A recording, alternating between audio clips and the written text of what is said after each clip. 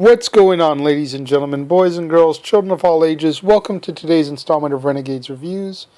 I am the Renegade J.J. Williams, here to bring you my thoughts on another animated Christmas TV episode. Today is the third of four in the Disney Afternoon Christmas lineup. Today we are going to talk about Goof Troop's Have Yourself a Goofy Little Christmas. Of course, taken from the classic song, Have Yourself a Merry Little Christmas. This originally aired on December 5th, 1992. And it's your typical Goofy cartoon. Goofy and his son Max are getting ready for Christmas. All of Goofy's decorating, which Goofy likes to take it to the extreme and go all out for Christmas. If you guys think about Tim Taylor on the old Home Improvement episodes and the way Tim was always going over the top for Christmas, that's kind of the way Goofy goes.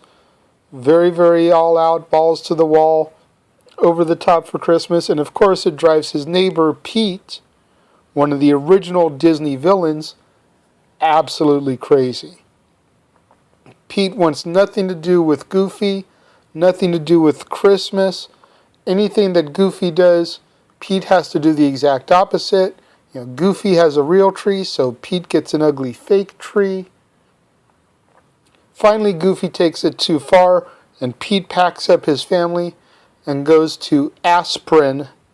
Yes, you heard me right, aspirin, like what you take for a headache, instead of Aspen, Colorado. Pete takes his family to Aspirin, and Max is a little jealous. Max isn't going to have Christmas with his best buddy, PJ, Pete's son. Max is getting too old for some of the stuff that Goofy's doing. He's kind of resenting it.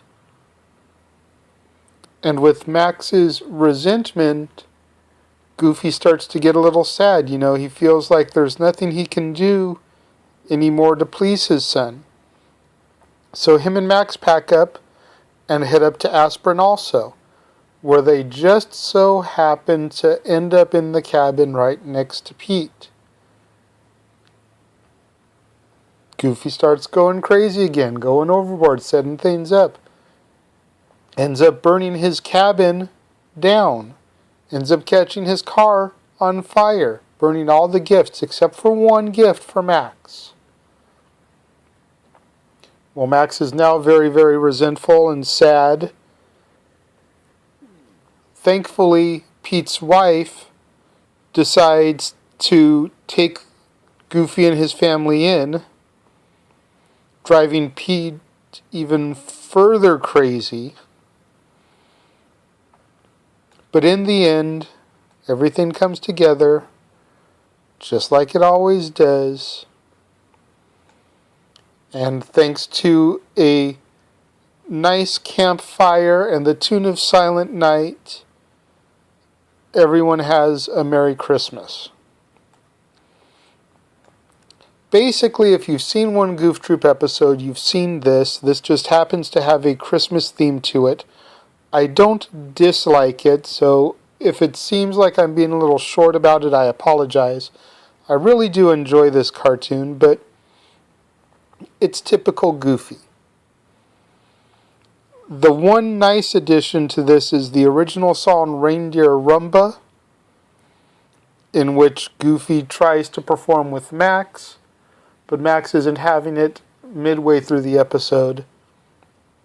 And then in order to get out of the pickle that they find themselves into with a bear, everybody starts singing it, including Pete and his family. And they end up getting out of their typical jam. I haven't really been doing the voices because a lot of voices repeat in all the Disney Afternoon cartoons.